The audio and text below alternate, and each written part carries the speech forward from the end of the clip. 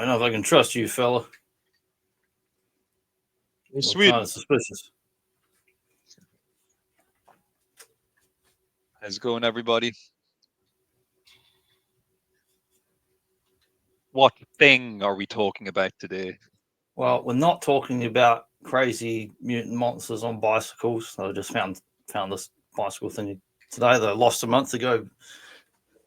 We are talking about a thing. So which thing is it?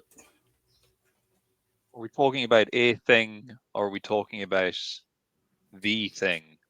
Definitely the thing, but not the original old film, the John Carpenter redo. Yes, not the thing from another world. I believe the original one. Yeah, Uh, I still haven't watched that yet. Like I will get around to watching it this year finally because it is a good Howard Hawks film and definitely worth watching. it's a lot of fun. Totally different animal compared to what we're going to talk about today, Yeah, but it's still a lot of fun and definitely worth a watch. And who knows, maybe when you eventually do cover it, it could be one for one of our future shows as well yeah, to, why not? to look at. We could Chuck we it on could the do a list. Howard Hawks thing next year, doing like that and some other ones. I mean, what else do they do? Like Bravo and other stuff. But this is like what we're going to talk about today is really one of my favorites. It's not just like my favorite John Carpenter film, it's probably just one of my favorite films Yeah, ever. same for Like me. It's my all-time favorite John Carpenter film. It's probably my favorite. I mean, you can rightly call it horror and science fiction. I mean, it's equally both. It's funny actually. I was looking at some kind of vintage film reviews and stuff of the era, like back when it was out. And some of the film critics were like, "Oh, this is too bloody and too gory. It's a big mess, and it's just disgusting." And it's like no, it's just meant to be realistic. If you rip someone's head off, that's what happens. It's not trying to. I know that it's easy for us to be like it's all kind of blasé because they've done everything on horror. But I guess this is kind of off the back of the '70s stuff and then the early '80s splatter things. There were films that were just going for gore and splatter, but this really isn't one of them. It's just kind of matter of fact, and I'm sure John Carpenter would say a similar thing. It's just showing, well, if you severed an arm, that's what happened. It's being realistic. It's not trying to be, like an Italian splatter film or something. exactly, and it's as much about the grotesque, as anything else. And like people will be, you know, like let's admit it, they're probably afraid that these guys who are reviewing it are like, horrified really. And that's kind of the idea, You should be because horrified. It's not meant to yeah, be fun. but what happens in their case is they can't see past the visual kind of visceral gore. And Yeah, that's yeah, such a and beautiful then film, even the it exercise. Like is it's so well it shot is and good locations and and it's so well written and such a good story. But I did, yeah, I like yourself. I was reading through a lot of those contemporary reviews at the time, and a lot of them don't even nearly touch on the story of the yeah, yeah. movie. They're obsessed. They're absolutely obsessed with the gore. Like and it's just like, come on, relax, sit back and enjoy. And there's certain scenes which you could say are like fairly explicit, but overall, I wouldn't even call this a particularly gory Uh, film. There's like a few key scenes, and the rest of it's just like kind of talking and occasionally shooting your friends. exactly, exactly. Although I wouldn't Kurt call Russell it doesn't like seem to be friends with anyone in this film, so it's okay if you shoot people you don't really like. That's how it should be, I guess. yeah. It's something that just could happen when you're in a situation, you're in a remote scientific outpost, you've been working with the same bunch of guys, you see them every day, you Yeah, probably hate them. Like you literally, yeah. the only time you get to yourself is when you retire to your little shack to get a bit of Have a peace and drink, play your play chess wizard. uh, play your chess wizard. You know what I Oh, only found out recently, the voice of the chess wizard, the oh yes, yes, computer. It's Adrian Barbeau. The yeah. Catwoman returns from the fog to And voice I'm not McCready's sure if chess they wizard. like I don't know if it's a straight voice or if they altered the pitch or tone just a little bit. Yes, to make her a little bit more robotic. Yeah, Yeah, I didn't know either until like last week when I was looking up sort of production notes and stuff. But it's one of those budget saving things again. It works well. So we'll kick off here with the thing. So it's set in Antarctica in the winter of 1982, and we're shown the outside of the United States National Science Institute station. So it's like a research station out in the Antarctic, very isolated. Um, this looks absolutely beautiful, by the way. These opening shots we're just seeing of Yeah, the I love it. landscape. It's beautifully shot, and not shot on location in the Antarctic, folks. I You know, assume it they wouldn't be because it's close to where I used to live in the South Island, which New Zealand is the closest place pretty much in the world to there, and there's a lot of old museums and stuff from Scott Base, and there's bits of old actual equipment and gear I've seen in museums as a kid that's from our old expeditions, and we used to see a lot of photos and stuff like this. So the Antarctic's very familiar to people growing up in New Zealand. Yeah, the movie opens up. We get the excellent, of course, the thing title effect, which is that great kind of like the text is ripping through the screen and being Yeah, backlit. It's a brilliant, brilliant title sequence, I have to say, for this yeah, I love movie. Mixed in with our usual classic John Carpenter fonts that we all know and love And from you all his said other the other films. week, not when we were recording, but when we were just talking, you were saying they did the thing on the movie poster where it's not meant to be a man or recognizable or something, but on the movie poster it's just a man going ah. This is what it is, folks. Yeah, it's like give it away. It's a silhouette of a man, but it's still, I guess, still a bit of mystery, I guess. So we see here there's a helicopter flying along, and we also see a dog. Appears to be like a husky style sled dog running through the snow. Yeah, husky or malamute, one of them. And so unusually, we something you don't expect to see is a man leaning out the side the door of the helicopter shooting at this dog. So they're clearly trying to kill it. So an unusual happening here as we open.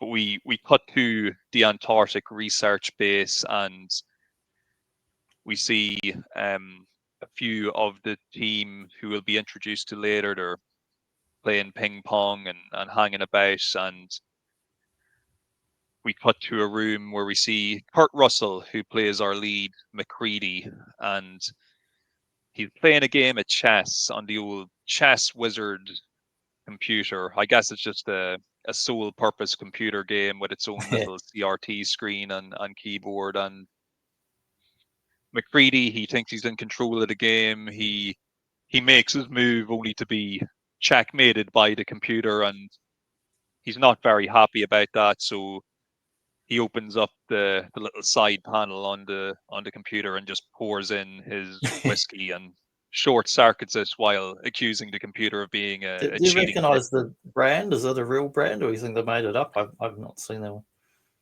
Are you Is it talking like about the J and chess B or wizard something? or the whiskey? Oh, Yeah, the booze.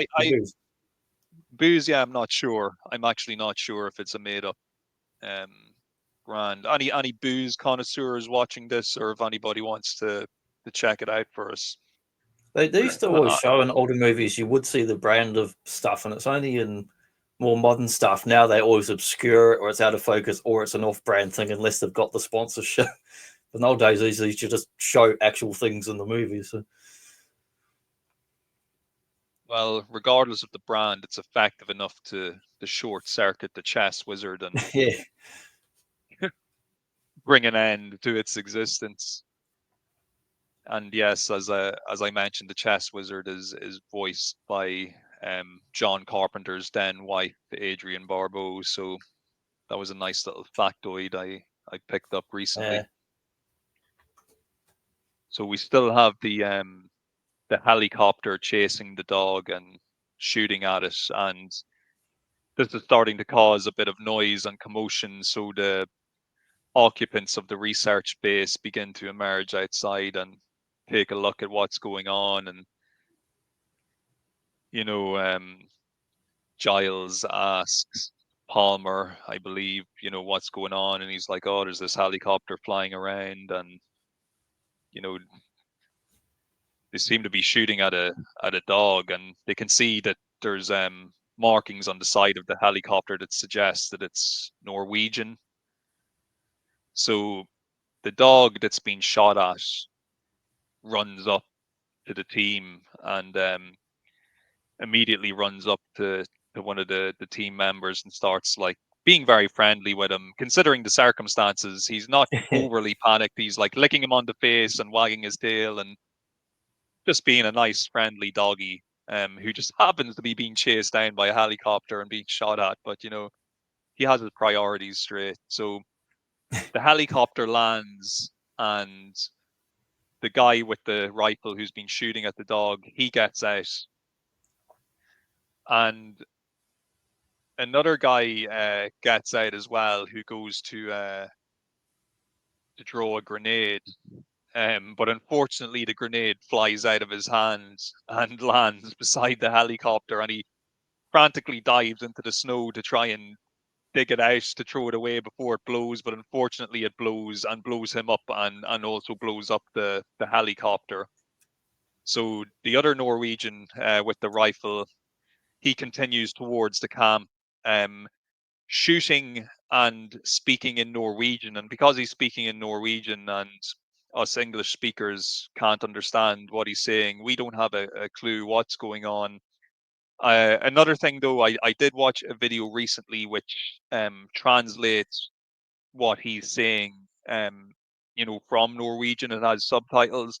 And he is actually saying, don't touch the dog, get away from the dog.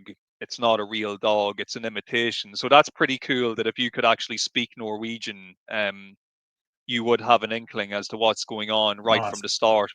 Whereas us English speakers, we just don't have a clue really what's going on.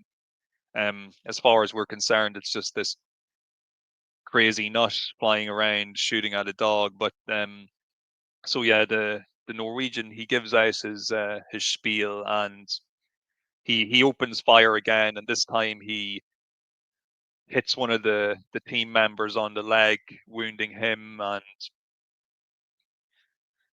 things are, the situation that's gotten out of hand basically. So the Norwegian is gunned down, and he's gunned down by Gary, who's like I suppose the station commander, and he seems to be in charge of security as well. He keeps a little pistol with him at all times. So he shoots the Norwegian guy right in the head, right in the eyeball. Actually, it's a great shot, with a pistol from such a long distance. Um, so yeah, he takes him out, and that's how the movie opens, with mystery and chaos essentially. Pretty hardcore opening. Yeah, very cool opening. Very cool opening. We see the team here as well, of course, gathering around the wreckage of the burning helicopter and trying to put it out.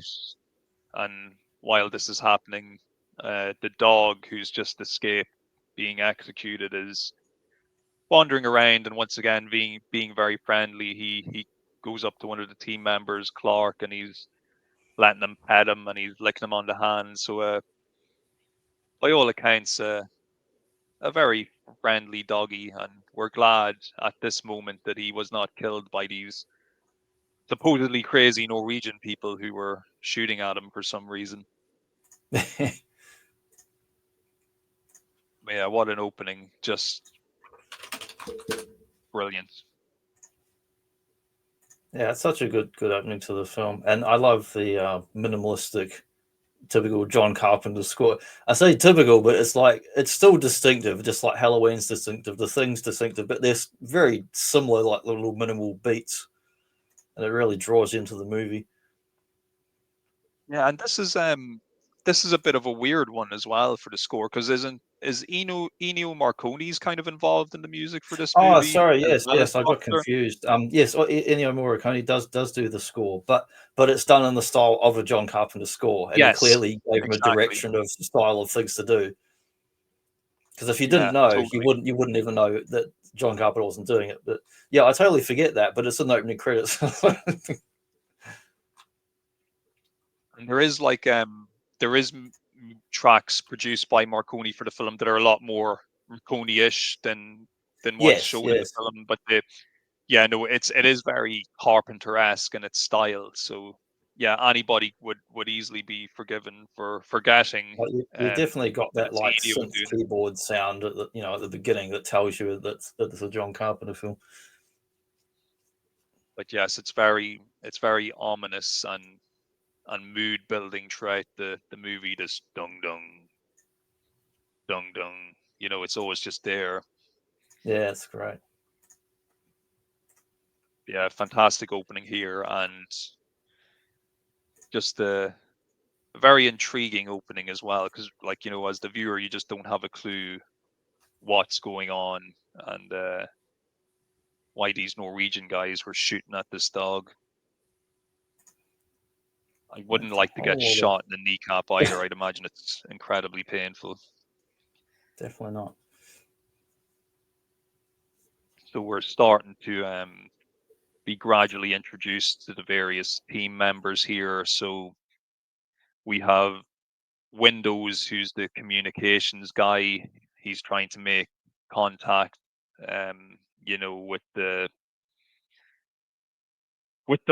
outer world, I suppose, so they can actually report what's after happening. Like, there's been a couple of fatalities, outside their facility that need to be reported.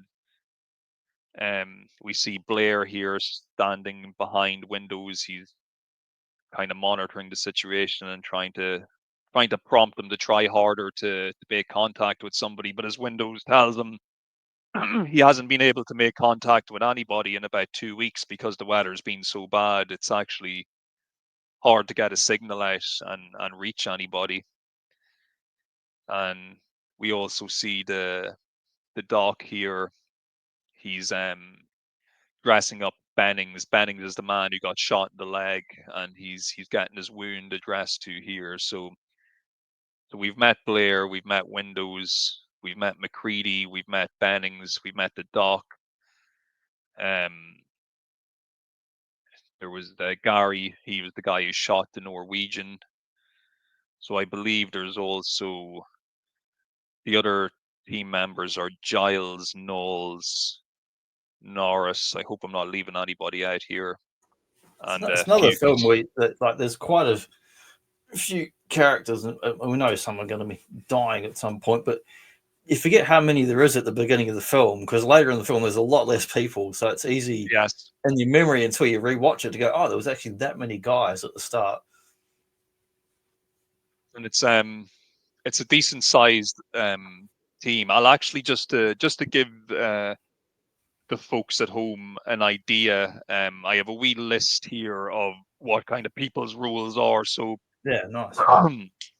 so McCready is the helicopter pilot. Blair is the senior biologist. Knowles is a cook. Palmer is an assistant mechanic. Childs is the chief mechanic. The doctor is the doctor. No surprises there. Norris is a geologist. Bennings is a meteorologist. Clark is the dog handler. Fuchs is the assistant biologist.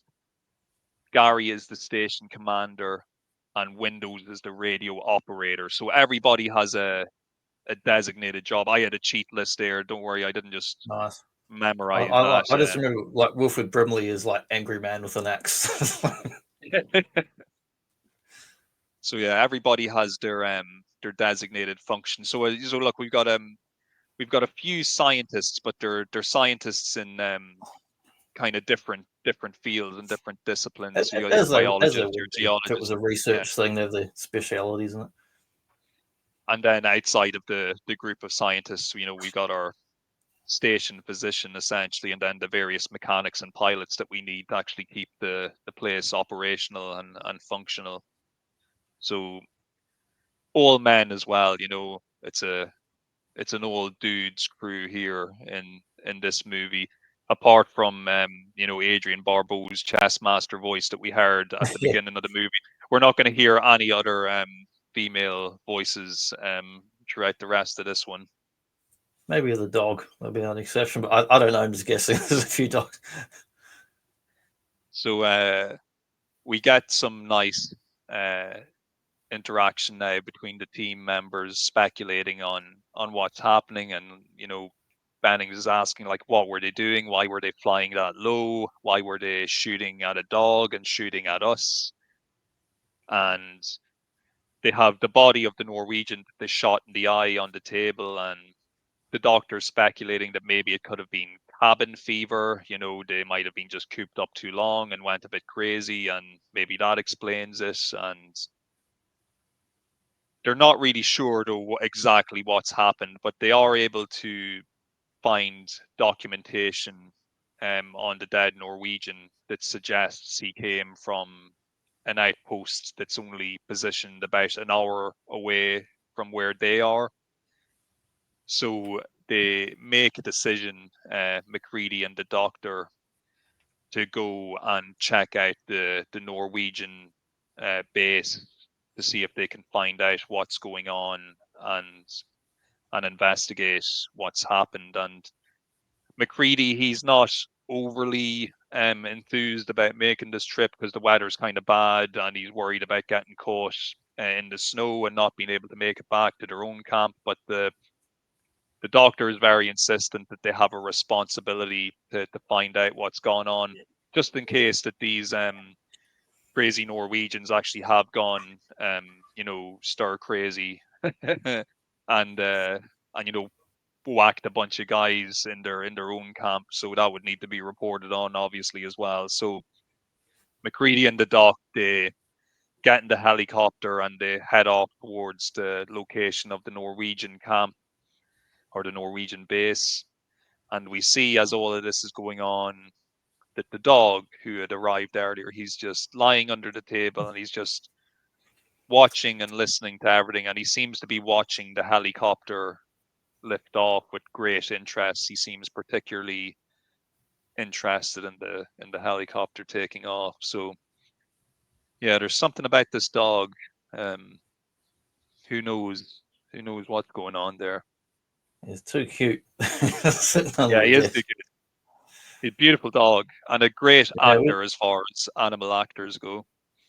yeah. When I was a teenager, we had an Alaskan Malamute for a number of years, and it looked the same kind of colours like that. Yeah, we see one of the team members here, Palmer, as well. He's quite fond of smoking the Mary Jane. There's actually rarely a scene where he's not puffing on a joint or puffing on a pipe, and Hmm. he seems relatively calm, even when they're kind of discussing the fact that the Norwegian kind of might have went stir crazy and killed everybody. He's just puffing away, and they're like, yeah, it can happen. 5 minutes is enough to put a man over down here, I believe, is the line. So Yeah, it can be crazy taking off in a helicopter in bloody Antarctica too, because you get like snowstorms. You can get like zero visibility and winds, so it can be dangerous at the best of times. we see the helicopter has left the camp, and as they head off on their journey, we see this Knowles the cook. He's roller skating around the facility. He's got his music on very loud, which is annoying Bennings. He gives out to him over the intercom, asking him to turn down the music because he was shot in the leg today and he just wants to get some rest. And Knowles says he will do that, but he just totally ignores him and just leaves the music playing really loud because he's, because fuck that guy anyway. And we also get a really nice moment here where the dog is wandering alone through the corridor, and he happens upon one of the bedrooms of one of the team members, and we don't know which team member. All we can see is the silhouette of a shadow on a wall. and we see the dog look into the room and then just enter the room. So that's an interesting little moment there. So we cut back to McCready and the doc in the helicopter, and we see that they've reached the Norwegian base and they're circling the area. We can see that the base has recently been set on fire. There's still plumes of smoke emanating from parts of the structure, so something bad has obviously happened. So they land the helicopter outside, and they begin to make their way inside the facility. And when they step inside first, the doc's like, hello, hello, anybody here? And McCready's like, hey, Swedish. And the doctor's like, they're not Swedish, Mac, they're Norwegian. And, Now they're frozen. and Like they're frozen. the whole place is like, just ice is all in. There's no heating. The lights are all off, and Yeah, our day happen upon some pretty grisly discoveries. So the place has been gutted out. It's been half burnt down. Um, there's some dead bodies lying around. There's one dead body in particular of a man who appears to have unalived himself by cutting his wrists, and we can see that the blood has actually frozen, mid spill. So you've got like frozen blood emanating from this man's wrists. A pretty grisly discovery to happen upon. And they're walking around, they're investigating. McCready has a shotgun with him just in case, which is a wise move, because after all, these first guys from the base that you encountered were like shooting guns at you and like blowing themselves up. So you probably don't want to take any chances when you actually get to their base. But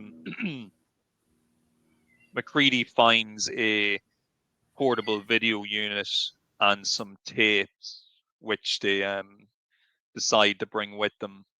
And the doc, and his kind of investigations, he discovers a lot of documents that appear to be in Norwegian, but he decides to bring them with them just in case there's any important information or notes that need to be handed over to the authorities at a later stage. So they're continuing to kind of walk through the building and have a look around, and McCready finds a room in the back that seems to have this like giant block of ice inside it, and it looks like something's been cut out of the ice and removed.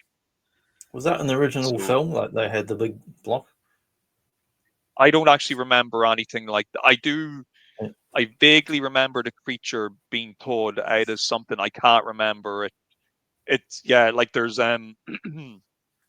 this whole thing with the Norwegian base and all that stuff. Yeah, there's nothing like that in that the thing from another world from what I can Yeah. remember. It's yeah, it's more the creature in that, from what I recall, it's more like your typical your flying saucer 50s alien man who just happens Yeah. to look a bit kind of grotesque in some ways, like because he's got weird like vegetable He moves appendages like and a stuff stuck Frankenstein to him. monster. Yeah. So yeah, they discover this kind of cut out block of ice. It's very odd. They don't know what was taken out of it, and as they're getting ready to leave, they walk outside on the other side of the base and they discover what appears to be, well, they actually can't really tell what it appears to be. Like the doc actually asks, "Is what is that? Is that a man? Is there a man in there?" But it looks like it's a recently burnt up body that's still kind of almost like smoldering in the heat, even though it's been lying in the snow, and it looks like almost two human faces have been melded together and like Yeah. crushed together, and like their features are mixed together, and there's like bits of like arms and Like two legs and GI feet. Like Joes, and you're taking the lighter to them. yeah, it looks like you took a blowtorch to a couple of your action figures and turned two into one. So probably against better judgment, they decide to like wrap up this grotesque body and pack it into the helicopter and bring it back to the base with them. So what we get here is just an excellent moment, which no doubt probably drove the censors and the prudish reviewers crazy at the time. We see them Do you kind of. remember in the 90s they did that like alien autopsy exposed and had this like really dodgy looking alien? Wasn't even up to X-Files quality when they had this quality in the 80s. So they Yeah. Yeah, because this is this whole, like, visual effects of the body just looks amazing. Like, so they unwrap it in front of the whole team, and we can see like steam rising off it, and like some of the guys are like coughing and holding their nose, so you get the impression that it obviously absolutely stinks as well, this kind of burnt flesh and kind of disgusting bile and stuff. There's like, it looks almost slimy. There's like, it's clearly already starting to like, it was kind of half frozen already, but it looks like it's kind of thawing out more. And yeah, totally disgusting. And the doctor asks Blair to perform an autopsy. Now, I wouldn't be too keen to perform an autopsy looking at that. Like, it just looks like the most no. unnatural, rotten thing you could ever lay eyes on. But Blair, he agrees to do it. So in our next moment, we see the doc, Blair, and Fuchs. They've cut open the body and they're examining it. And another great visual effect we see here of Blair actually cutting it open and taking out like heart, lungs, liver, and he's basically explaining that, look, these are all perfectly normal human organs, just they seem to be inside a form that looks kind of almost unhuman. So he's not too sure And it's got like about extra what's things. going It's got on. like too many things inside it. Yes, Too many exactly. organs and parts. Like they're still growing more of them. So yeah, it's all very bizarre. And as all this is going on, though, we cut to one of the bedrooms where Niles and Palmer, they're actually watching, I think it's like old reruns of like Price is Right or something like that. They just have them on videotape, but they're Palmer, he's smoking his split, and he remarks that he already knows how this episode ends. So they take out the video of the Price is Right and they stick on some adult entertainment instead, and watch some half naked ladies dancing around on screen instead of the old episode of the Price is Right. I'm just going to close my door here for one moment because Yeah. my cat is squeaking away. Just 1 second there. Yeah, it leads us up to the next scene where we see one of these dogs from earlier that's hiding away in a like kennel behind the cage, and the dog starts to like mutate, and its whole face like opens up, so we know that this is not the original dog as it's all coming apart. And I'm just saying, like, we see the next bit's the dog starts like it starts like face opening up and what's inside the kennel, and we know it's obviously not a real dog. It's something weird going on. Yeah, and that's another unbelievable moment. Like, and you want to talk about great visual effects. So yeah, Clark, the dog handler, he's asked to bring the dog and into the kennels and put it in the kennel with the other dogs. So brings the dog in, leaves him there, and turns off the light. So we see straight away that the peculiar behavior that this dog has been exhibiting, it's kind of almost highlighted even more when you see how the other dogs, even before it starts going through its creature transformation, you can see that the other dogs just seem a little bit wary of this dog as he's been brought into the kennel. Like, you can tell that they seem to sense that something's not quite right with this other dog that's been brought in, but they don't have much time to ponder it because yes, the transformation sequence again begins. We see the dog's head like opening up and like a grotesque tentacle creature emerging from it as it begins to transform and try to assimilate the other dogs. So, because we got a kennel full of dogs and this is going on, they all start howling and barking and making a lot of noise, and this causes Clark to turn around and come back into the kennel building. And he gets pretty alarmed about what he's hearing, so he decides to set off the emergency fire alarm to wake everybody up and bring them over to the kennel. So I believe like McCready's first on the scene, and he's like, what's going on? And Clark's like, I don't know. There's something weird and pissed off in there, and I just don't know what it is. So McCready, he's got his shotgun with him. The shotgun's never too far away from McCready. He's a smart man in that respect. And he radios for the rest of the crew to come over to the kennels, and he also asks Niles to bring the flamethrower. And Niles, he gets the order. He's like, Mac wants the one. He's like, Mac wants the flamethrower. Bring it now. So everybody meets up in the kennel, and they go to open the door of the kennel. And as they do, a couple of dogs run out and run down the hall, and they shine a flashlight into the main kennel, and we can see now that the dog is totally mutated into this disgusting creature, and it's got tentacles and appendages galore, moving out of him, and it's like wrapping itself around the other dogs and doing strange things to them that we yet don't know exactly what's going on, but will be explained to us later. So Mac wastes no time. He starts opening fire with his shotgun, shooting at the creature. He also, unfortunately, has to shoot one of the dogs that's being attacked. I guess it's kind of almost like a mercy killing, even though Clark, the dog handler, doesn't see it that way. He gets quite upset when Mac shoots the dog, as most people would. Nobody wants to see anything like that. But yeah, so he's laying into this creature with the shotgun, which doesn't really seem to be doing anything. Like it's blowing chunks out of the creature, but the creature is still alive and it's still expanding and still Yeah, it's a few attacking. jibs. So Mac, he summons Giles to the door and tells him to let loose with the flamethrower. And Giles, he actually hesitates for a second, and just as he hesitates, we actually see that the dog opens up even more, and like a kind of almost Venus flytrap style mouth Yeah, begins to emerge from it. And but just before it comes towards him, he lets loose with the flamethrower and burns the shit out of the creature in a pretty cool moment, and another great example of practical effects.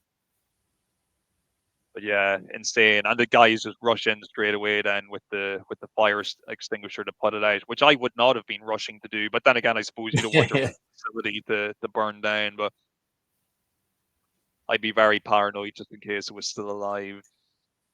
So we cut to the aftermath of this ordeal, and we see now that Blair and Fuchs are examining the remains of the creature, and Blair comes to the conclusion that this is some type of creature that tries to absorb or assimilate other organisms that are close to it, and then it imitates them, and it seems to be able to imitate them perfectly. As long as it's left alone and allowed to complete its process, it can eventually imitate a life form almost like for like.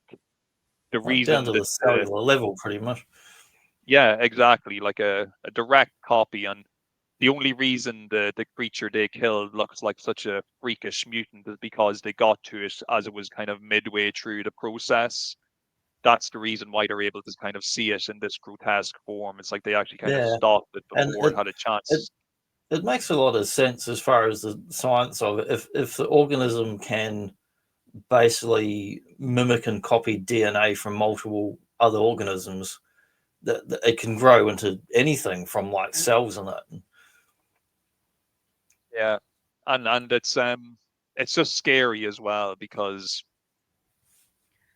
it raises the question immediately. How can you tell like an imitation from the real thing? Because the dog was a perfect dog.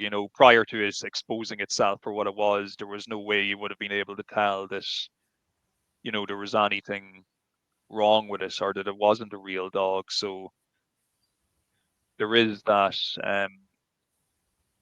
worry now that somebody could potentially be one of these things and you wouldn't know, and that's going to become a major theme in this movie as we get a little bit more paranoid as to who's still human and who's not.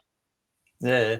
This next scene here where we get more alien autopsy stuff kind of reminds me of the original Alien Chestburster scene, where it's just like, it's not a big jump scare moment, but it's just like, whoa, we're all gathered around. There's this crazy stuff happening. We don't really know what's going on, and it's going to get worse. Yeah, and quite grotesque as well. We see parts of like the half mutated dog, and it's like kind of you can tell that the Resident Evil games pulled a lot of ideas Yeah, from this definitely. movie as I well. was just thinking of Yeah, that, especially like Resident Evil 2 in particular. It's like had like stuff that kept mutating, like William and the G virus and things that kept mutating and changing. The big blob thing at the end of number 2 on the alternate ending. it really does look phenomenal. Like the visual effects are just amazing. Yeah, For he just got release. like meat and flesh and crazy neck parts connected to things, and it's like so well done. It's amazing. And you don't question it, even on repeat viewing. Like I'm never like going, oh no, I can clearly see that that looks fake or that something. It just looks like real flesh and blood, and yeah, Yeah, it makes sense. Like you've got it's mutating, but it's mutating into different parts and things that are just connected differently than we are. But each part makes sense as far as it's still growing or mutating. But it's such amazing effects, and like you couldn't have had this in the 70s, because in the time of the 80s when we were getting a lot of these gore films and such and practical effects, you had all these innovations in like plastics, latex, rubbers, that you just couldn't have done this in the 70s. So that's part of the reason why we get so much of this in the early 80s, is we had these new hybrid materials that were able to make very realistic looking fleshy stuff. And you also had things like post Vietnam, like Tom Savini, of course, had been to Vietnam and became a big force who worked on a lot of different films. But you had guys coming out of Vietnam that had unfortunately seen people exploded for real and seen all the insides of people that you normally wouldn't see outside of a surgery or something. And were able to take that into the film world and recreate, make much more realistic looking parts and bits and stuff. and we were all the richer for it when it came to these visual Yeah, effects in our like movies. even wasn't just gore, but like war films became more realistic, and anti-war films in the 80s, like showing the actual effect of what happens, rather than the old films where people go ugh, and just kind of fall over and there's no blood and no anything. Yeah, it's amazing looking. It really is. And as usual, I would remind people that I'm probably not doing it justice. If you have not seen this movie, really, even if you only watched a few clips on YouTube just to see the visual effects at work, it's really something to behold. It'll be To me, it's extremely unparalleled hard. even today. Like, it's what Oh they did yeah, in the yeah. stuff. I couldn't really think of anything else that would hold up as well Like, visually as a lot of this stuff. American Werewolf in London had an amazing transformation Yes, sequence, which was like filmed in camera. But like that's just one scene. This has so many amazing scenes in it. They're yes. just like amazing, like practical effects shot in camera. So yeah, we see here in the aftermath of Blair explaining his theory about this creature being able to imitate other life forms, we see that the remaining dogs are actually being euthanized just as a safety precaution. So poor doggos, nobody likes to see that. And No, as this I do not process is like to see going on, that. as this is happening, Blair, he's kind of looking at Clark and he kind of asks him, when was that dog put into the kennel yesterday? And Clark explains to him that the dog wasn't put into the kennel till last night, so it had actually been wandering around the camp, you know, unaccompanied for quite some time. And then the next question Blair asked Clark is, how long were you alone with that dog? And Clark tells him he was probably with the dog for maybe an hour or an hour and a half. And Blair's really kind of staring him out of it. And Clark's like, what the hell are you looking at me like that for? And I think it's pretty clear already that Blair is beginning to suspect that if this thing is in proximity and alone with somebody for a long period of time, or at least a significant period of time, that he can begin to assimilate and copy them. So Blair seems to be suspicious of Clark, but when Clark asks him that question, Blair just says, "Oh, look, it's probably nothing. I was just, thinking about something, So we see here after that the the team, they've gotten the video recorder and tapes that they took from the Norwegian base, and they're watching the footage back. And the footage seems to show the Norwegian team have discovered a large object buried deep within the ice, not too far from where their base is. And in the video footage, it appears to show them planting explosives around the perimeter of this object and kind of blowing the ice away so they can kind of unearth it further and get a better look at it. So according to the material that the doc lifted from the base, it gives them the coordinates for the site that the Norwegians were investigating. So McCready, Knowles, and Norris decide to hop in the helicopter and go investigate the site to see what exactly it was that the Norwegians discovered. And we see here that they discover essentially a massive, in this case, a man-made kind of crater almost, that the Norwegians had kind of blown a big hole out of the ice. But inside this hole, we actually see the remnants of what appears to be an alien spacecraft. Literally a saucer shaped, round spacecraft in the ice. And McCready asked Norris, how long do you think this has been here? And he's like, well, judging by the depth of the ice, it could have been crashed for over 100,000 years at least. And it was only because the Norwegians were able to kind of blow the ice out of the area that we're even able to see it.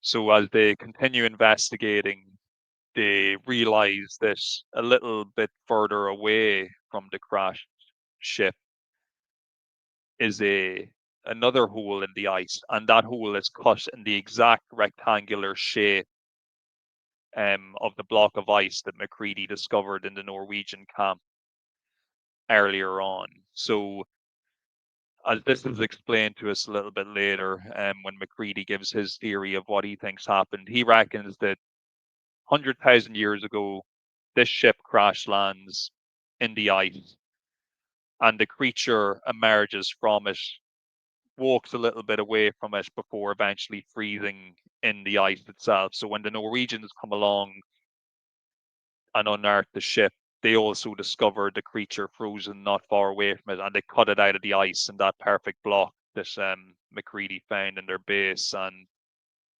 as McCready puts it, the ice thaws out, the creature wakes up, probably pretty pissed off, and that's what happens.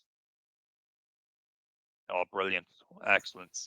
Yeah, one of the things, it's a movie that really rewards repeat viewings, but you just, like, as you've explained it very well, that you've got the ship that's crashed there, been stuck in the ice and whatnot.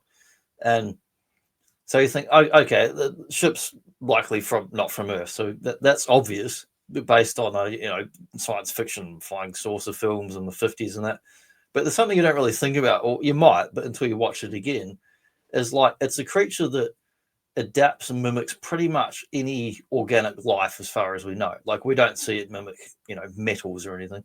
But then we don't even know if that ship belonged to the creature or if just mimicked what whoever piloted the ship. It might have mimicked that and became that thing, and that's how it got here. We never really know, which is good because it just adds more layers to it.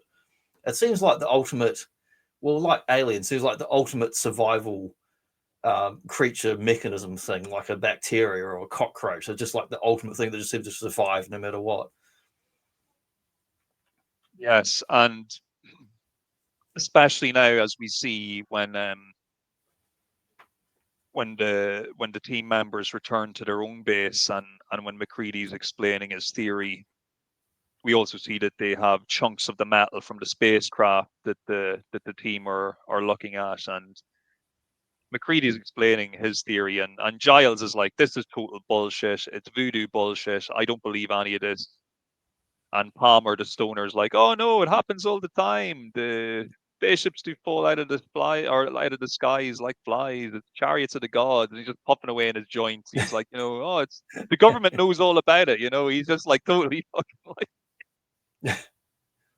But so he's having his split there, and giving his thoughts on it, and we see as this conversation is going on, it transitions to Blair, and he's alone in the lab with the computer, and the computer is running a simulation, and the simulation basically shows an infected cell from this creature absorbing an uninfected cell and then converting it into one of its own, and it shows how the replicating process kind of works in simplistic terms. And Blair calculates from the computer simulation that if this creature was to be exposed to like the general population, it could like infect the world within like 70 Yeah. something days. It could literally replicate the entire planet if it was, It says a like let crazy loose. amount of hours. It says like something like it's 27,000 hours or days, or I was not quite sure what the number's saying.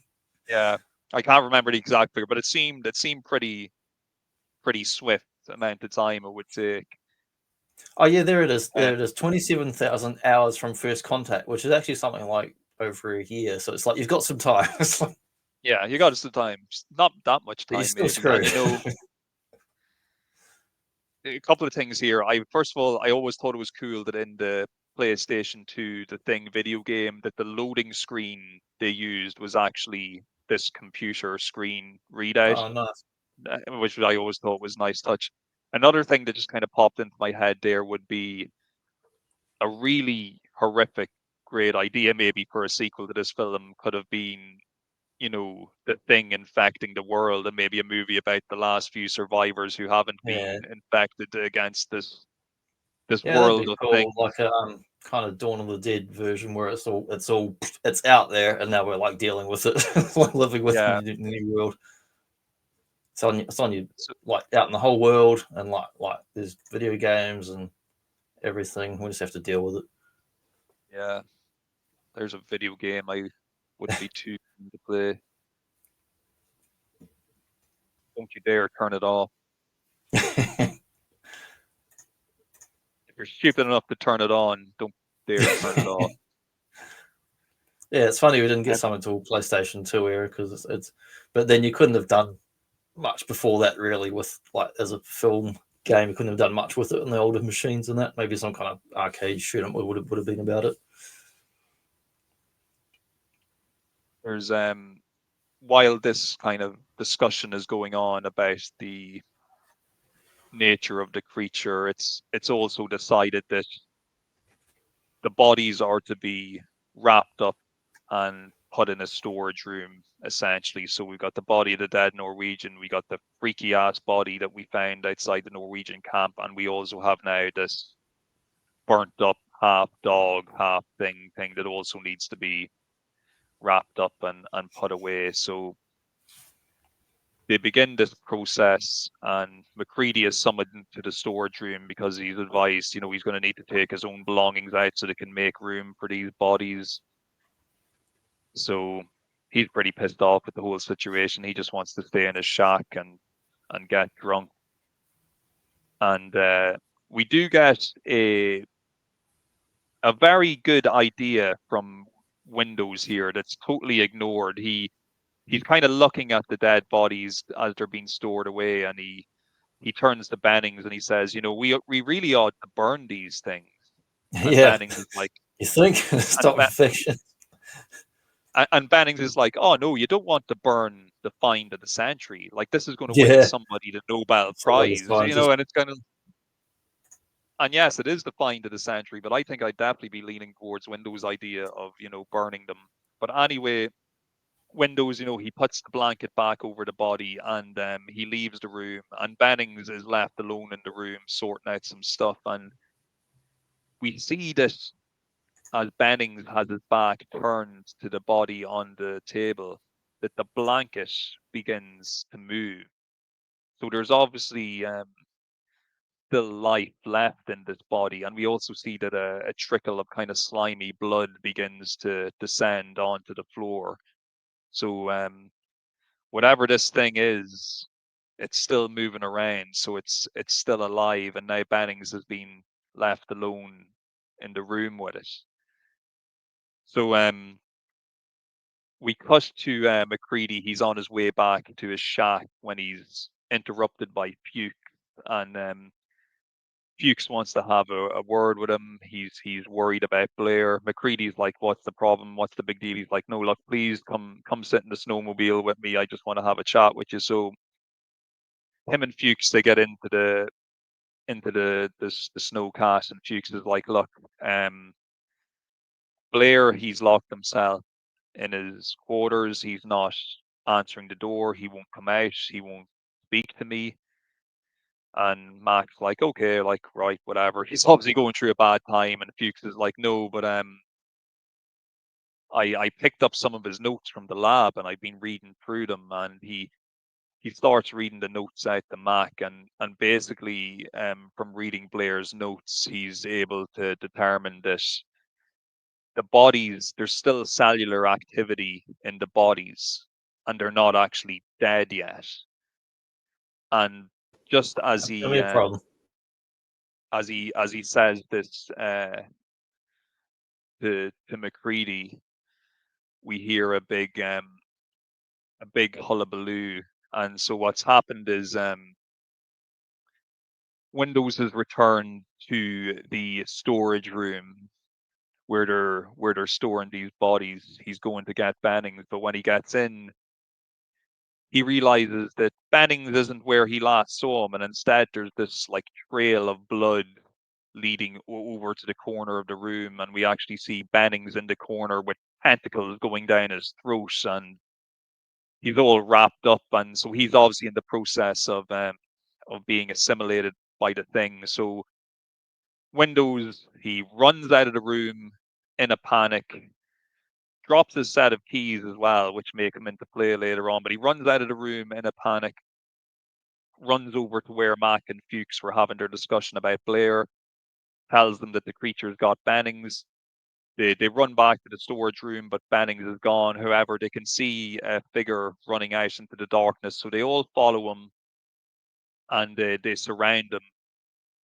And we see what first of all appears to be Bennings kneeling in the snow, but as we get a better look at him, we see that he's got two completely deformed, freakish hands with, like, big claw tentacle fingers, and he kind of lets out this kind of unhuman scream as the team surrounds him. So McCready, Yeah, I reckon that he's quick to scream. act.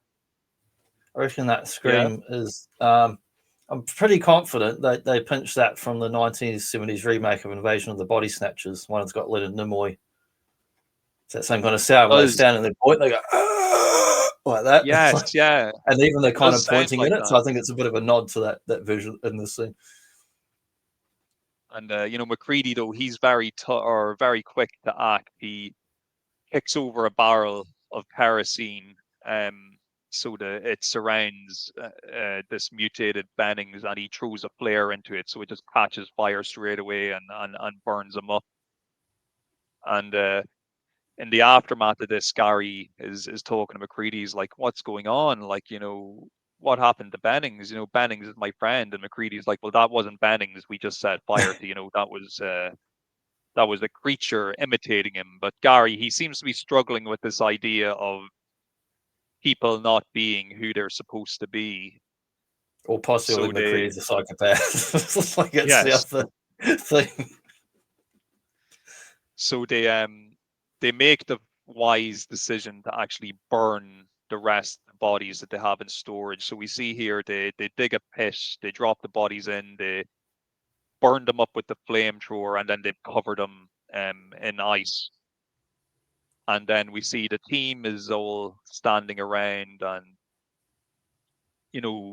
Giles kind of pops the question out. It's like, if I wasn't human, but I was like a perfect imitation, how would you know that it wasn't really me or that it was really me? And everybody's kind of standing around looking at each other, kind of probably wondering the same thing. And then the doc asks, where's Blair? Because Blair hasn't been here the whole time. He hasn't been with the group. So they all go off to look for him. And as McCready is walking outside the building and on his way back inside, he hears some noise and some commotion coming from his chopper, and he sees someone getting out of the chopper and running back towards the building. And when McCready goes to look at the interior of the helicopter, he opens it up and realizes that the inside's been totally gutted out. It's been smashed up with an axe. The control panel's been ripped out. The radio's been ripped out. There's like sparking wires, so it's been really, really damaged. And just as he's kind of taking this all in, he hears a gunshot. So he runs back inside, and the rest of the team, they're all out in the corridor, and McCready's like, what's going on? They're like, it's Blair. He's gone crazy. He's inside in the radio room. And we see Blair. He's got a big fire axe, and he's like smashing up all the radio equipment, and Windows is lying on the ground. He's got blood coming out of his head. So, Blair must have knocked him about a bit. And so all of this is going on. Sorry, my cat's just sneezing here behind me. You did grow a tail out of your neck earlier, but I didn't mention to you. I didn't want to scare you too much there. Yeah, so Blair, he's smashing up the room, and he's just saying things like, that thing didn't want to be a dog.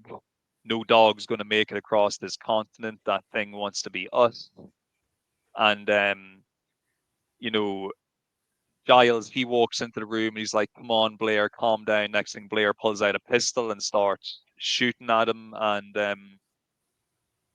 McCready, he's able to organize the rest of the team members in such a way that they're able to briefly distract Blair while I think it's like Norris runs in with a table, so that when Blair goes to hit him with the axe, it hits the table, and they're able to push him into the wall and knock him out essentially and subdue him.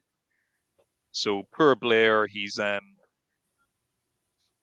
of gone nuts, but not really, because he is right about everything he's saying. Yeah. So they Must have decide great that fun smashing all that stuff on the set with me. the decision is made for both their own safety and Blair's own safety that they're going to lock him out in the tool shed outside the camp. So they trank him up and they lock him in, and McCready generously leaves his leftover bottle of whiskey with him. And just as McCready is going to leave, Blair tells him to watch Clark, because Clark had spent so much time alone with the dog. So this definitely plants some suspicion in McCready. So he goes back and meets up with the rest of the team. They're all gathered outside, and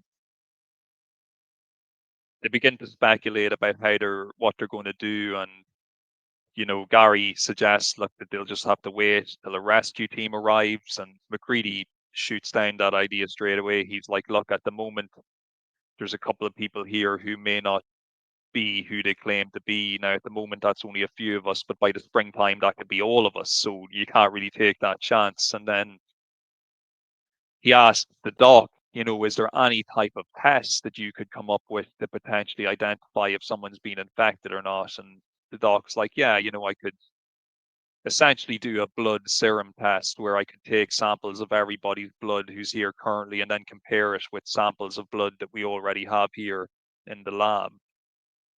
So McCready tells him to get to work on that, while he decides to go back to his go back to his shack and have some time to himself. And it's during this time that he records a little bit of a monologue on his tape recorder about, thinking that you can't really trust anybody, and kind of gives his thoughts on everything that's going on. But all of a sudden, McCready is summoned back inside, and we're brought to the lab where the blood samples are kept. And wouldn't you know, coincidentally, all the blood samples have been tampered with. The bags have been burst. The blood is leaking out onto the floor. So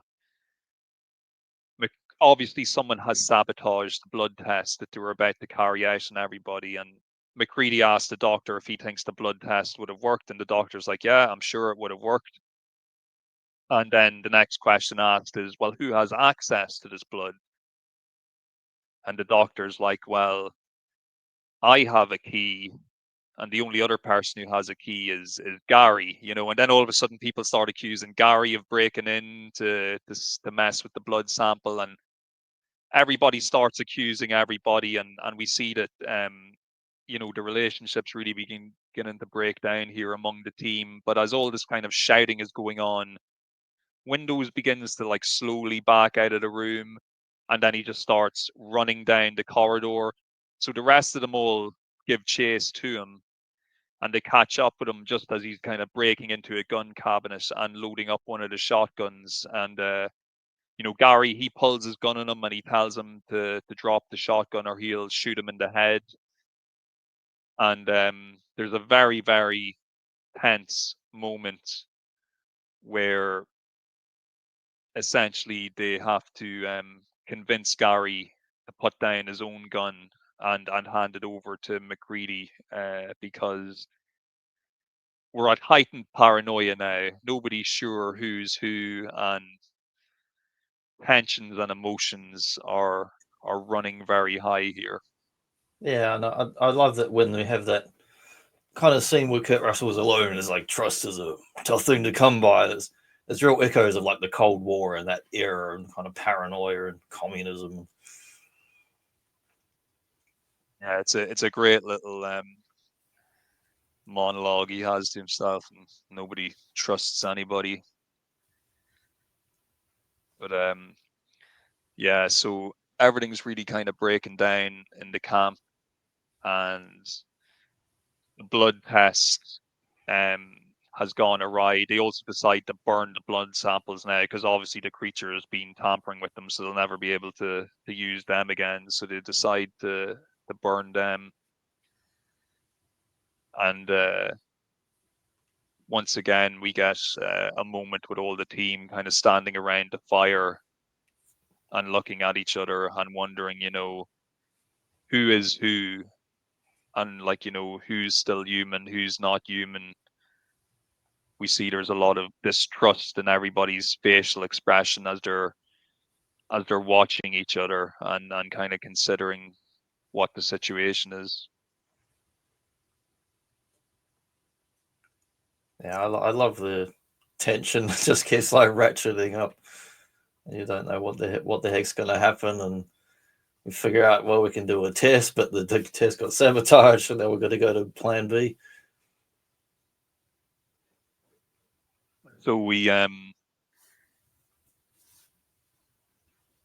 see a situation where Fuchs is alone in his quarters, and he's writing down some notes and kind of making some notes on what's going on. And basically he hears a noise in the darkness, and he goes outside to check it out, and we see like a shadow moving past him. We never get to see who it is. And Fuchs goes outside to follow this shadowy figure. And as he's following the figure along the outside of the building, he comes across some torn clothes.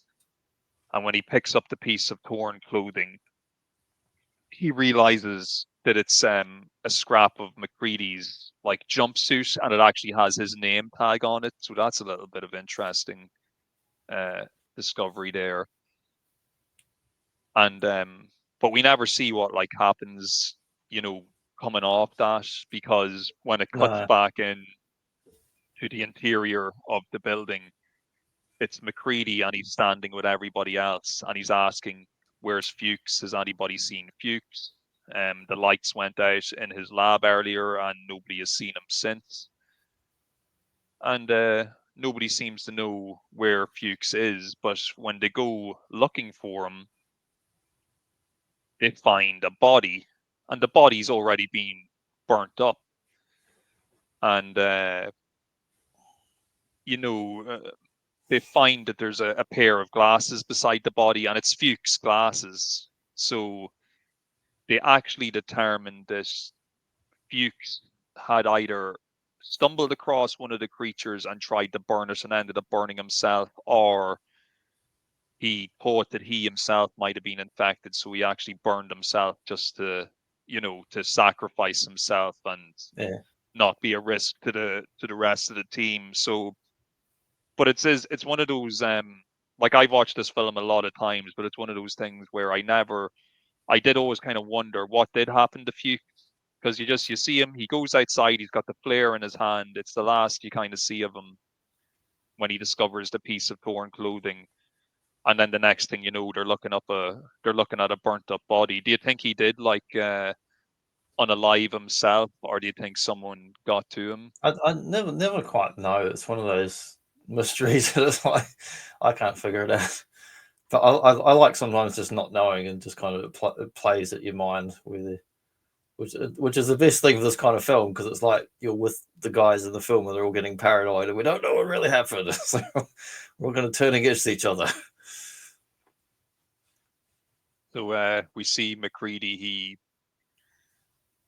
goes back out to he goes back out to the tool shed outside where they have Blair locked up, and he's trying to consult Blair for some advice. But Blair, at this point, he seems very far gone. We can see that he's Yeah, actually made a noose. He's got his noose set up and ready to go for when the time comes. Like he already knows exactly what he's going to do to get out of this situation. And McCready's trying to get some like useful information out of him, but like Blair, he's just having none of it. He's not cooperating as far as he's concerned.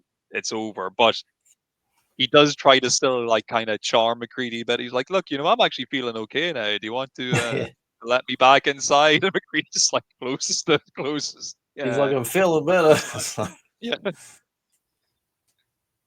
So just before they're about to head back inside, McCready says to Knowles, "Look, I want us to head up to my shack." And Knowles is like, "Why?" And he's like, "Well, because when I left yesterday, I turned the lights off, and then when they look up, they see that the lights are on." So they go to investigate that, and then next moment is pretty interesting. So it's back inside the base, and the team are all gathered round the pool table, but Knowles and McCready still haven't returned yet from McCready's shack. But next thing, there's a big bang on the exterior door, and they open it up, and Knowles comes back inside, and he's like, lock the door, close the door, and they're like, "Where's McCready?" And Knowles is like, "Oh, I cut him loose because when we were up in his shack, um, I found this piece of shredded clothing, and it has his name on it." So they're beginning to speculate that McCready might be already infected. So Knowles, he thinks he did the right thing by running away and leaving him in the shack, and they they start to kind of wonder, like, what are they going to do? What if McCready comes back? What are they going to do with him? And next thing we hear a rap on the door, and we see the handle on the door starting to turn. So McCready has obviously already made his way back to the shack, or back to the base, and is trying to get back in. And the rest of the team, they don't want to open the door, and there's a bit of a debate going on whether they should leave him outside to freeze or whether they should open the door and like blow him away. And while they're having this discussion, there's a big crash and bang in one of the other rooms, And when they go in to open the door to investigate, McCready's already standing there. He's broken in. He's got a stick of dynamite in one hand and a lit flare in the other. And he's basically like, right, if any of you try and do anything to me, I'm going to light this and blow the whole camp up, essentially. So he's able to use this as a negotiating tactic to get everybody to back away and leave him alone.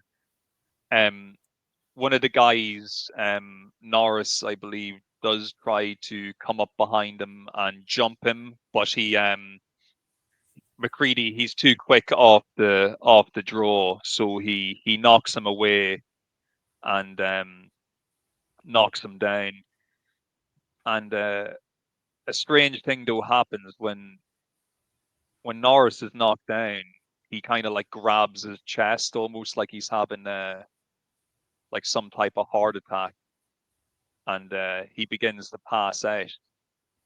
So this causes a big panic, and they call for the doc to start administering CPR on Norris, because he seems to be having like some type of weird cardiac event here. So the doc, he starts doing his thing, and this is a real classic moment here. So the doc, he's going through the CPR process, and he's doing the the pushing down on the chest, and just as it's not happening, so he goes to get the defibrillator, and he gets the defibrillator going, he gives him the first shock, gets it going again, goes to give him the second, and just as he puts his hands down to give him the second shot, Norris's whole torso opens up with a mouthful of sharp teeth and like bites the doc's hands and forearms off, and we get a great visual effect. First of all, of the stomach actually opening up and like the clamping jaws ripping the arms off, but also we see the doc like literally holding the stubs of his bloody arms, you know, backing Yeah, they used a away. real amputee for that practical effect and made dummy arms that actually ripped off the amputee for that scene. So again, it's all practical. Really, really good. It looks phenomenal. And Norris's the opening in Norris's torso, it begins to expand and open even further, and all of a sudden there's this massive spew of like slime and tentacles, and one big giant tentacle head kind of comes up out of his torso, and you can see it actually does look a bit like Norris. So the thing is already obviously semi-replicated lots of them. It obviously had replicated him completely because he was infected and he didn't even realize, it seems. And so all of this is causing complete chaos. And McCready, he lets loose with the flamethrower. He's burning the big Norris creature, and while the body is burning on the table, we see that the head is beginning to stretch off and Yeah, the disconnect second itself head, or from the the main main head, not the torso. stomach head on the Yes, tentacle.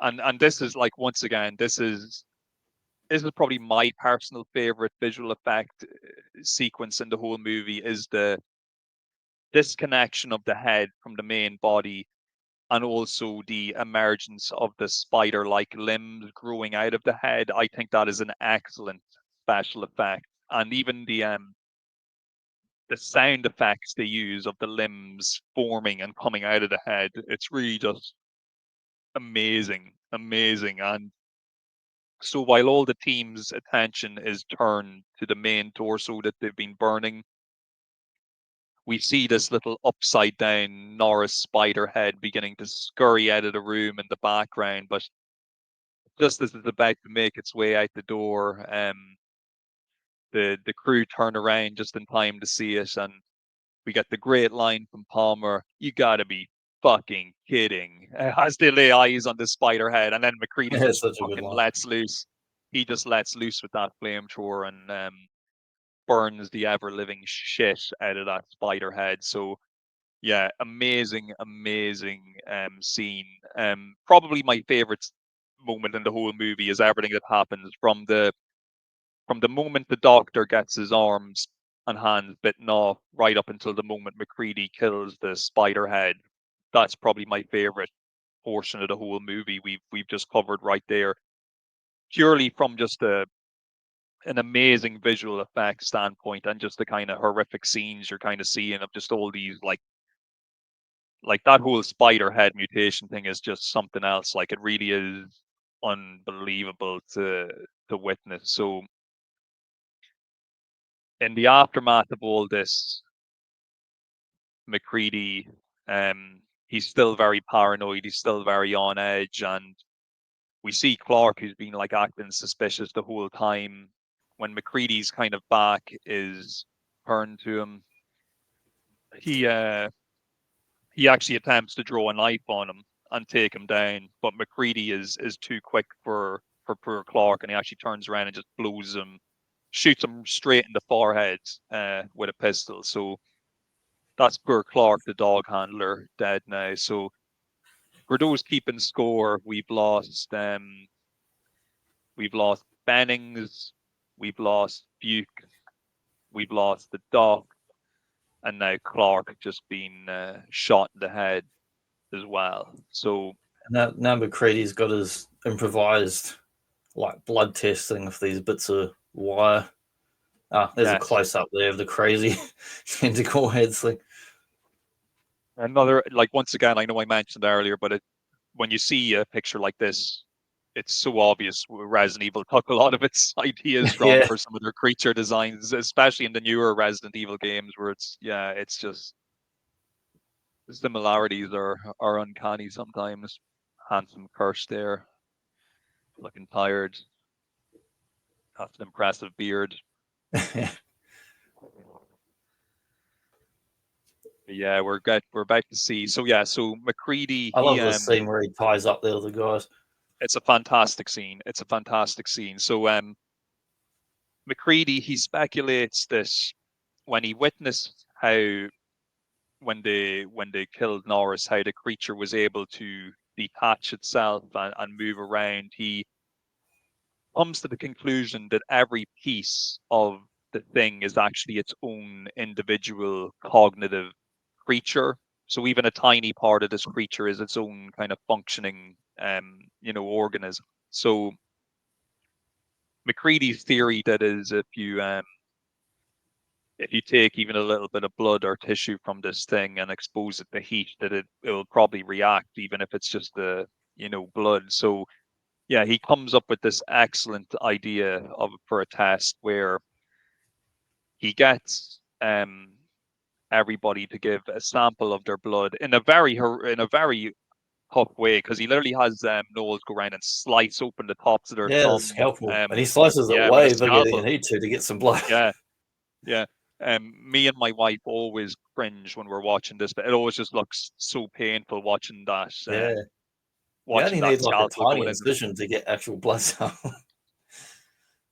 So he does know the blood himself first, so he knows he can trust him to do the rest. So they go one at a time, and they actually start, apart from testing the team members that are still alive, they also take a sample of Clark's blood and test it. And it turns out Gurul Clark was not infected, because when McCready puts the heat up to his blood, nothing happens. And Yeah, Giles is very quick to point out this to McCready and also accuse McCready of being a murderer, which but it he was self technically is. defense. It was self-defense, I suppose. Yeah. So they go through the team one by one. So Windows gets tested, he's okay.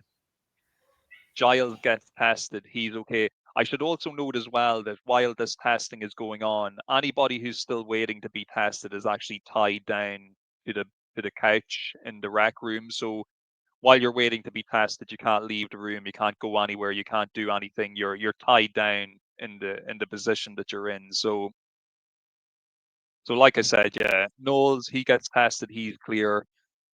Giles gets tested, he's clear. Windows gets tested, he's clear. And you know, as this is going on. McCready, he also tests himself to prove to everybody else that he's also okay. And it comes down to Gary and Palmer still have to be tested. And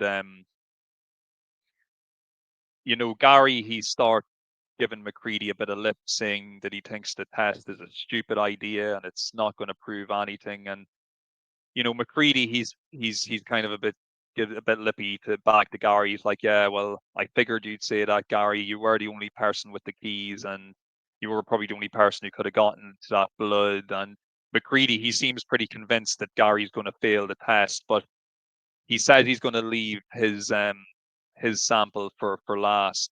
And so he picks up Palmer, the stoner's sample, and just as he puts the hot wire into that, blood leaks out of the petri dish, which is another excellent visual effect. Once again, the kind of leaping blood, and then the blood running along the floor almost to escape the flame is also a pretty cool visual effect. So now we get the epic transformation of Palmer, and this is a brilliantly tense moment where we still have two guys that are tied down to the couch while the guy at the end of the couch is beginning to mutate. So you've got Yeah, the it'd be two scary boys as who are like, hell. Jesus, oh man, you're like, get me the fuck, and they're just freaking out and they're trying to like pull their way off the bench, and like this guy's like head is exploding and like there's like tentacles coming out of him, and McCready goes to puts the flames to him, but he can't get the fucking flamethrower to go. It's kind of malfunctioning, and this means that the Palmer thing creature is actually able to get himself off the couch, and like he leaps from the couch and manages to stick to the ceiling, which is another cool looking visual in the film. And he drops down from the ceiling and lands right in front of Windows. And Windows, he's an idiot and he's too slow to draw his flamethrower. And so infected Palmer ends up grabbing him by the head and essentially like ragdolling him around the room in a pretty funny moment as like Windows is like kicking and like knocking out lights and knocking over furniture as he's being like Yeah. crashed by this mutant creature. So per Windows, he gets flung from one side of the room to the other. And then McCready, though, he finally gets his flamethrower working and he's able to burn Palmer. And Palmer crashes through the wall outside, and McCready follows him. And while Palmer's still on fire, McCready actually throws a stick of dynamite at him, which just Yeah, I love it. blows him up completely. A Because he's great still visual stumbling effect. around and setting the whole room on fire. Yeah, it's a brilliant moment. It's a brilliant moment, but we And don't it's even a have real time. person on fire. You can tell when you're watching it as Oh well. yeah, because he's definitely a real person. He's definitely a real person. But we don't really get much time to savor the moment of Palmer exploding because McCready is immediately called back into the room because Windows is already beginning to turn. Like even though he only got touched a few minutes ago, he's already starting to mutate. So McCready, he torches him in quick fashion, and then they go back to doing the test. So Giles, he's untied and let off the couch. So it's only Gary now that's left sitting there. So they do the test and it comes back that Gary's okay. It's So just a bit Gary, of a he's prick. like, yeah. So Gary's like, if you gentlemen wouldn't mind, I really don't want to spend the rest of this winter tied to this fucking couch, which is another great line. So we are now pretty confident that everybody who is left alive, everybody we see here of this foursome are not infected. To the best of our knowledge, they are good. So they decide that the only person who has not been tested is Blair because he's been locked out in the tool shed this whole time. So McCready, he tells Giles to wait behind in the main facility while him, Knowles, and Gary go to get Blair and bring him inside to do the test. So they go up to the tool shed. They open the door, but they can't see Blair. They call out to him, no answer. They go inside. They can't understand where he is because the door was locked from the outside. And then they realize that the floorboards are making a kind of a strange sound, and they realize that the floorboards have been loosened. So they lift them up and discover that there's actually an underground tunnel that's been burrowed from right underneath the tool shed, and it leads down to a cavern where there is a partially constructed, what appears to be like a spaceship almost. It's another kind of smaller saucer shaped version almost of the ship, the big ship we saw earlier on in the snow. And McCready comes to the conclusion that Blair has actually been infected this whole time. And while the rest of the camp have been running around, scurrying about and accusing each other and doing this and that, Blair has been making his way in and out of the camp through the secret tunnel and been building like pretty much an escape spaceship this whole time. So as McCready remarks, he was a clever SOB, so he was able to do this the whole time without nobody noticing. So they come up out of the tunnel, and McCready wisely decides to drop some dynamite down into the tunnel and blow up that little escape ship before anybody has time to finish building it. And McCready, he turns to the others and he's basically like, look, we can't let Blair escape and, ever get to the mainland. And he's like, look, none of us are probably going to make it out of here alive. And he comes to the conclusion they're going to have to destroy the camp. The only way is to blow up the whole facility essentially and bring it down into the ice and just hope that fucking everybody's burned up and swallowed up, and that will finally be Burnt the and end of it. frozen. So the trio, in an unusual, well, I suppose it's not unusual, it's probably for the purposes of the plot, they don't go back and tell Giles they're about to enact this plan. They instead, the three of them just go about trashing the actual facility. So they start like turning over, barrels of kerosene. They start like burning out different parts of the building and just Which generally looks like destroying the the place. Norwegian camp at the start. You get the impression that's what they did as well. Yes, you definitely get the impression that history is kind of repeating itself. So they're doing all this. They're smashing up the place, and they go down to the generator room, see if they can get a generator kind of rigged up, just so they can at least kind of look after themselves for the time being. But Gary remarks that the generator seems to be gone, and McCready thinks he means like that the generator is broken, and Gary's like, no, it's gone, like someone seems to Yeah, have taken it. So they go further down into the kind of the basement area of the facility, and this is where our last stand is about to be made. So I believe Gary is the first of the trio to get got. He thinks he sees Blair running around the corner, and he kind of goes round to follow him, and all of a sudden Blair comes out, and he kind of does this weird thing. I'm not going to do it in case I make myself get sick, but he sticks his hands inside Gary's mouth and kind of like almost stretches his it face goes off. like through his skin. We also get to see in a moment later that he's dragging Gary's body by the face with his hand. It's a really kind of fucked up looking visual. So that's Yeah, it's Gary like he's gone. gone under his skin but outside his skull, sort of thing. And Yeah, it's really you get the impression there's probably like a nemesis style tentacle coming through his hand yeah, going down his throat or something. So that's Gary, he's now gone. So we're down to McCready and Noel. So McCready's like, look, I'm going to rig these explosives, and if we start the explosion from here, where all the kind of fuel for the generator was, it should be enough to like bring down the entire base into the ice. So he begins rigging up the explosions, and as he's doing this, Knowles, he hears a noise, and like an idiot, he goes down the dark corridor to investigate it by himself without saying anything to McCready. And this is another one of these weird moments we never know what happens to Knowles. He never comes back, and we never see a dead body. We know he got. It's like 99% sure he got, like, but we never know what exactly happens to him, because when MacReady calls out to him, he doesn't answer.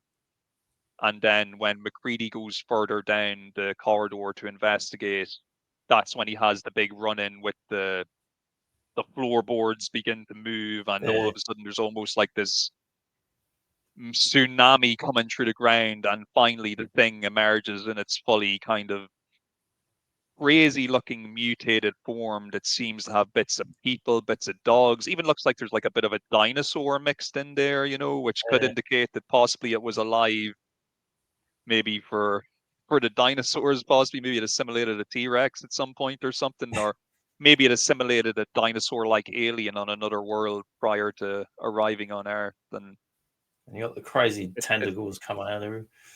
It's a pretty cool puppet effect, I have to say, with all the different, because there's so many moving parts to it. It's actually really impressive when you watch it on a Blu-ray and you can actually see the amount of moving.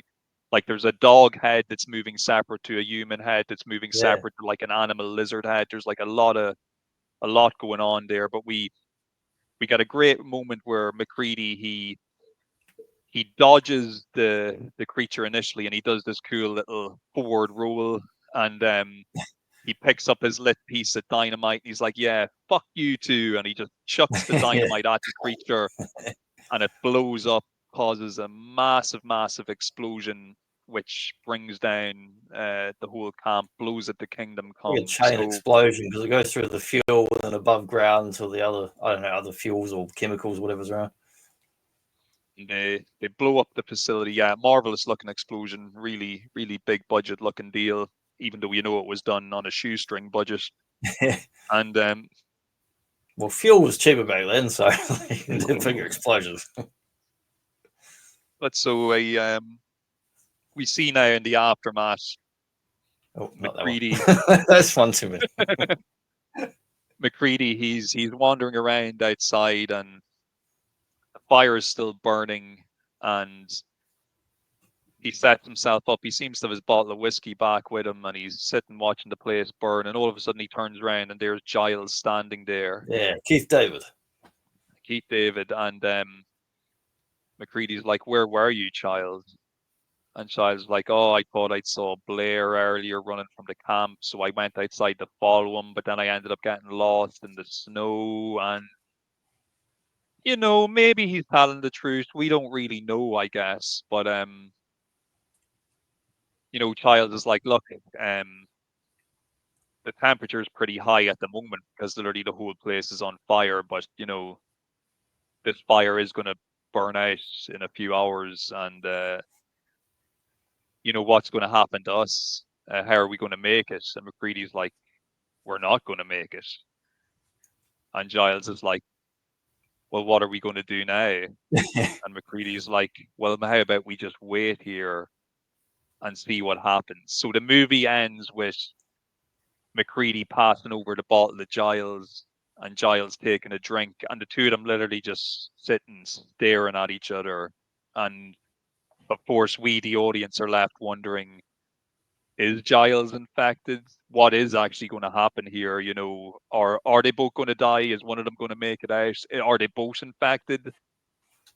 Yeah, I love that ending, and I love that it's going to end with that, and that there's a chance that they might not be infected, but they're committed to just dying, so it's not going to get out and infect the rest of the world. Now we've reached the end of the movie, so I suppose we can do a little bit of speculation now. There's a couple of different theories as to what the actual ending is. So there's a fan theory out there that the bottle that MacReady actually hands Giles it's not like poison or something. It's like a Molotov, because we saw him chucking Molotovs earlier on when he was trying to blow up the base, and people say that's actually what the bottle is. So essentially, Giles is like drinking fucking petrol, and he doesn't react to it, and you're wondering like, oh well, maybe that's MacReady tricking him into revealing himself a fun as theory. a creature. But if you perfectly mimicked a person, it would still burn its throat. Yeah, but and it might not spit it out. Yeah. And then there's another. So, and then I mentioned earlier I used to own the video game, which is on the PlayStation 2, which is actually supposed to be a sequel to the movie. And spoiler for anybody who hasn't played that game, but the very first mission of that game, you're playing as part of a rescue team that's sent in to investigate what happened to this camp. And the first thing you stumble across in the burnt out remains of the base is actually Childs' dead body with his head smashed in. So at least in that game's version of events, McCready got a little bit paranoid after the credits rolled and just like Yeah. beat Childs to death, I guess. So that's another possible ending. There is also, would you believe, Johnny, an extra bit of footage that was shot specifically for the Yeah. TV version of this movie because they felt the ending was a little bit too depressing and too ambiguous for a TV audience. So if you watch the TV version, or if you happen to have a DVD or Blu-ray, if you go onto the special features, you will actually see an alternate ending which shows McCready back in America, sitting in his house, like, at home, like, in the States. So it's like, it's almost like to say, oh no, look, it's all That okay. seems like a studio ending or something. Yeah, it was done solely for the TV cut. It's the only cut Yeah. of the movie that it exists in. That's what I mean. It seems like if someone outside of making the film's like, we've got to have a thing to keep suburban people happy so they don't freak out of their Yes. homes, It's like there's a few like horror movies and stuff like that where the studio's like, no, we've got to have an alternate thing just in case, or the European ending or whatever. Directors and they film these other bullshit endings that they completely contradict like everything that happens in a film. Let us know, folks. Like, what do you think? Do you think Childs was infected? Do you think they're both possibly infected? Because in this movie, like every time you watch it, it always makes you wonder. Because sometimes you think, okay, when the creature replicates somebody, the creature itself still knows it is a creature. It's aware that it's an imposter. But there are moments in the film where, say, for example, the guy Norris, who seemed to have a heart attack, it felt to me like he did not actually know he was infected. It felt like that I kind think of it's was both. almost like, I think it's both. I think the creature has some level of awareness or will react to danger or threats, whether it's getting burnt and stuff like that. But otherwise, it mimics the organism person and lives, and even like I don't know if it has fake memories or not, but it acts as if it were that person until something happens to really threaten or try and kill it or whatever. and I suppose you can be taken over, quote unquote, when it actually gets a hold of you and infects you. But then again, I suppose even just by touching it, we saw the dog that was licking people and stuff, like, so it could be Yeah. leaving like parts of itself on your body that then later get to you. There's a lot of different ways you could be contaminated. Because I think I love that like any character could be the thing and not act. They could still act as that person, but not know they're the thing. Because I mean, we've got bacteria and organisms, cells in our body right now that are a different kind of, awareness or whatever, but we're not consciously aware of it. But that, like, bacteria has a, certain kind of, consciousness or whatever to it. So I think the thing kind of works like that. And you mentioned earlier as well, when it came to the spaceship, we also don't know yet, does that spaceship belong to the creature, or did it belong to another alien that the creature Yeah, another thing assimilated that and took it's over? taken over. And then I think I remember reading before that there was kind of backstory that possibly the thing itself is not really supposed to be like a free sentient being. It's actually like its own weird alien disease that was actually stored Yeah, on that ship, and it like broke a out disease or when a the ship virus or crashed. So there's all sorts of, now you probably noticed, folks listening at home, we didn't mention anything about the 2011 sequel, prequel, remake thing. If you ever do want us to talk about that, whatever, I'm very lukewarm on that whole movie. the thing that most irritates me is that they shot that with practical effects, but then the studio went and made them go back and redo it over The trace CGI. badly over top of the digital effects. I would like to actually see how it originally was. The thing I don't really like about it is it removes a lot of the mystery elements in a very kind of Yeah, matter of it's fact just type of unnecessary. way. Yeah, I just felt like, I rather it be a bit of a mystery what happened in the Norwegian Yeah, camp. I just don't it's not need to know it's not all badly of it. made, that other film. It's enjoyable and the cast is fine, but it's just completely unnecessary. However, what I would recommend to people if they do want to get another thing-like vibe is to watch season 1 of the X-Files and watch the episode called Ice, which is an excellent episode where Mulder and Scully are sent to investigate, a team of scientists they've lost contact with out in an Arctic research facility, Yeah, and good they one. discovered that the scientists are all being infected by this weird, like, parasite, basically, that makes you do bad things, and it's very thing like. I believe even the creators mentioned that they got inspiration from the thing for that particular episode. So yeah, it's season 1 of the X-Files. The episode's called Ice, if any of you folks out there Yeah, are whole interested first in it. season X Files great before it jumps a shark in some of the later seasons. Definitely. And that could be another discussion for another day, possibly. Oh, for Some sure. X-Files I've episodes. got all the I've got the DVD sets of every season of it, but still got to get around to watching them all through again. But yeah, that does it for the That was thing. The Thing. John Carpenter's The Thing. What an absolute Yeah. classic. I absolutely love it. I I, never I get tired of truly, watching. truly I love it. kind of watch it like at least once a year, really. And I'm going to go out of my way to pick up. I managed to pick up this version of the Naka McCready. There is another version you can get where it's him in his kind of flamethrower gear and stuff. Yeah, And also they released the kind the of sideways the hat. dog the dog mutated transformation as well, creature. I'd like to get my hands on that. So hopefully they do a few more of them, and they're not too costly, because I do love the movie and I wouldn't mind some more representation of it in the collection. Yeah, they got some cool stuff, and then the old Nicker Roddy Piper from They Live. That's the other good one. Definitely. But no, folks, hope you enjoyed our John Carpenter journey. And look, I'm sure there's plenty more Carpenter we can talk about in the Yeah, as future well. at a later date. But what are we talking about next week, Johnny? Well, and I'm going to jump ahead and I'm going to answer it. See, in 2 weeks we've got a little X-rated show going on with the X Park special. That's Yeah. like one of your favorite dudes, so you'll get plenty of insights about this dude. I mean, you've seen him live, haven't you? Oh yeah, twice.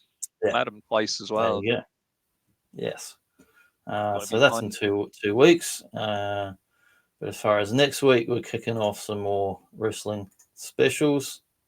There we go. Oh yeah, Starcade 84. it's gonna be a big one, folks. It's gonna be Well, the Dusty American Rose, I mean, Queen. was definitely going to be a big one.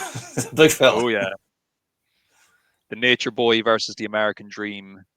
It's gonna be a battle for the It's a classic ages. matchup. I mean, it's like Nature Boy and Dusty Rose is up there with, like, I don't know, Flair and Steamboat and all those sort of classics. And Really looking forward to revisiting this one. In fact, I'd say I'm probably going to rewatch it tonight in bed. So in preparation for next week's discussion. So wrestling fans rejoice. We're going to be chatting about good old not sports entertainment. We're going to be talking about good old wrestling next week. I was watching WrestleMania 2000 earlier today. And I'm like, oh man, that was not a good Mania. Because Not a good Mania. Only one singles match on that show, Johnny, WrestleMania 2000, and it's the women's lingerie match is the only oh singles Jesus, match on the whole show. Now it does still have the awesome triangle ladder match with the tag teams. That's a great yeah, that match. was probably the Um, most enjoyable thing on it.